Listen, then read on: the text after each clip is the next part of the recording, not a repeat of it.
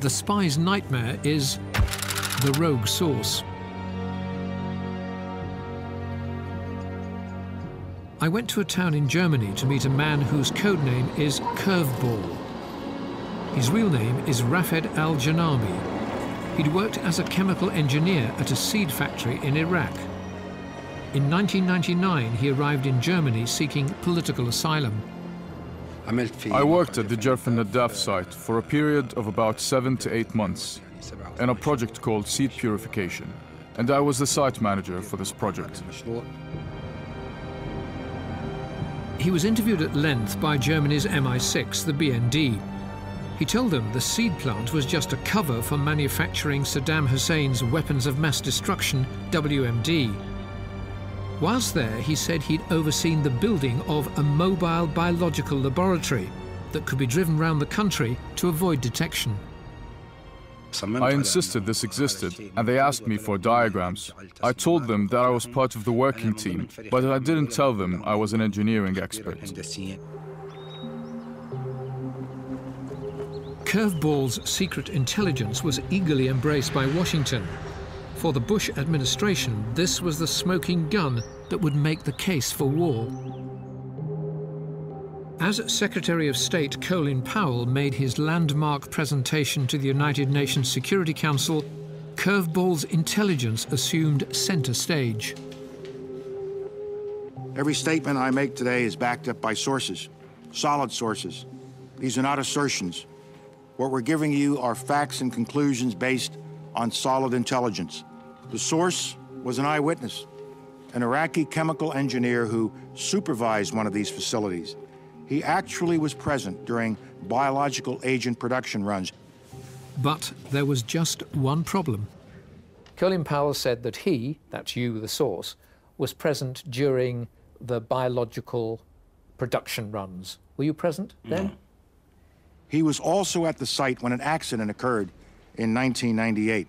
12 technicians died from exposure to biological agents. Were you present on site? No. When an accident occurred? No. We have first-hand descriptions of biological weapons factories on wheels and on rails. The trucks and train cars are easily moved and are designed to evade detection by inspectors.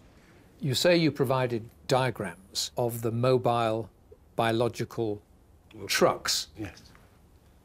You were making that up? Yes. And also, you constructed a model Yes. of these trucks. Again, you made that up? Yes.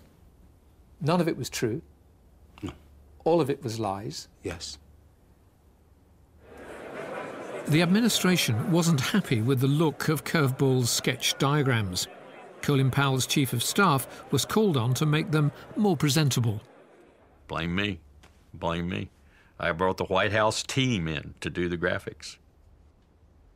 It was his evidence that supported that contention by the Secretary and by the U.S. intelligence community that Iraq had mobile biological weapons labs. The problem is that the administration believed what it wanted to believe, didn't it? Absolutely. The intelligence was being worked to fit around the policy.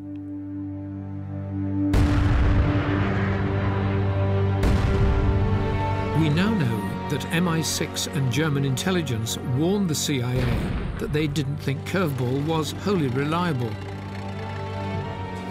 After the war, America desperately searched for the mobile labs, but found not a trace. It was only then that the CIA finally got to interview Curveball. Soon after, they took the unusual step of issuing a burn notice, retracting all his intelligence. Did Secretary Powell feel that he'd been let down over Curveball or over the intelligence that Curveball provided? I don't see any way on this earth that Secretary Powell doesn't feel almost a rage about Curveball and the way he was used with regard to that intelligence. One of the foundations of intelligence that I think many of us as analysts were reminded of with the Iraqi WMD story is how carefully do you distinguish between what you know, what you don't know, and what you think. You can very quickly go down a hole of saying, we're pretty sure of this, when actually you're just speculating. And a lot of smart people do that all the time.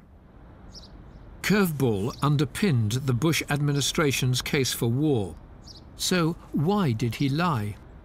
My main purpose was to topple the tyrant in Iraq, because the longer this dictator remains in power, the more the Iraqi people will suffer from this regime's oppression. For Britain and America, this was an intelligence failure on a catastrophic scale. The fact is that we went to war in Iraq on a lie, and that lie was your lie. Yes. What's the lesson of Curveball? The lesson of all intelligence, especially at the strategic level, if you're going to make fateful decisions as a president, you're going to make decisions to send young men and young women to die for state purposes and to kill other people for those purposes, you better be damn sure it's correct. When intelligence services get it wrong, the results can be disastrous. But when they get it right, countless lives may be saved. In recent years, British jihadis have plotted to blow up nightclubs and shopping centres and bring down aircraft. Those plots and more have been foiled by Britain's modern spies. But with the stakes so incredibly high, there may sometimes be temptation to go too far.